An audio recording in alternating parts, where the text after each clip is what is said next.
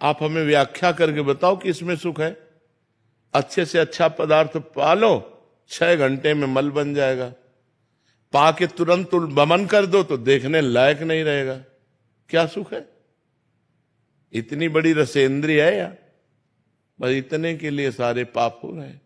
और आओ बढ़ के सुख में, 2 ही सुख संसार में सबसे ज्यादा महान है, खाने को अच्छा मिले और भोगने को मिले। रसेंद्रिय और जनेन्द्रिय, शिष्णोदर परायण, शिष्ण जनेन्द्रिय और उदर परायण रसेंद्रिय, ये 2 ही सुख हैं। जितना रुपया पैसा जो भी किया जाता है वही 2 ही सुख के लिए किया जाता है, अच्छा खाने को मिले, अच्छा भोगने को मिले। तो पहले आकर तो व्याख्या कर दिया कि अगर आप उसको खा के तुरंत वमन कर दें तो देखने लायक न रहे, और अगर 6 घंटे रुक गया तो मल, दुर्गंध युक्त मल बन जाएगा। तो वो सुख है क्या? जो 6 घंटे में अनित्य है, नाशवान है, वो सुख कैसे हो सकता है? वो तो केवल हमारी वासना है। दूसरा काम भोग, जो शिष्णोदर परायण जन है, काम भोग जनेन्द्रिय का। तो जनेन्द्रिय का सुख कहां निर्धारित किया गया है? मलमूत्र के द्वारों में। क्या उन मलमूत्र के द्वारों में सुख भोग कर हम कभी तृप्त या शांत हो सकते हैं? आप लोग तो सब गृहस्थ धर्म में हैं। क्या आपको तृप्ति मिली कि अब कछ नाथ न चाही मोरे, दीन दयाल अनुग्रह तोरे? जो इन इंद्रियों के भोगों के परायण हो गया वो महापाप कर बैठता है। इंद्रिय सुख ये जादू का तमाशा है।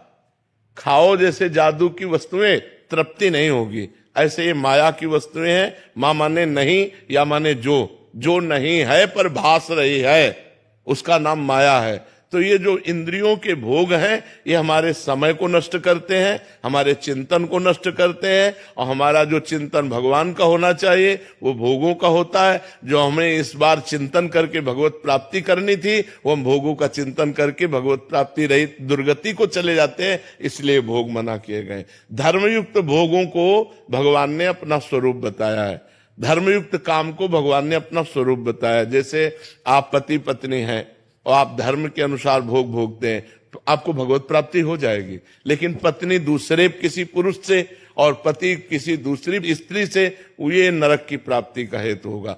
धर्म विरुद्ध भोग नरक की प्राप्ति का हेतु है, धर्म युक्त भोग भगवान की प्राप्ति। भोगों को मना नहीं किया गया, भोगों को मना नहीं किया गया। भोगों को धर्मयुक्त भोगो, धर्म की सीमा के अंतर्गत भोगो। अगर जैसे विरक्त 2 मार्ग हैं, प्रवृत्ति मार्ग और निवृत्ति मार्ग। अब प्रवृत्ति मार्ग के लिए भी भोग है, वो अपने शरीर पोषण के लिए भोजन करे, अपने योग साधना के लिए अपनी जो अनुकूलताएं उनको धारण करे, लेकिन वो अन्य गृहस्थ धर्मों को न भोगे।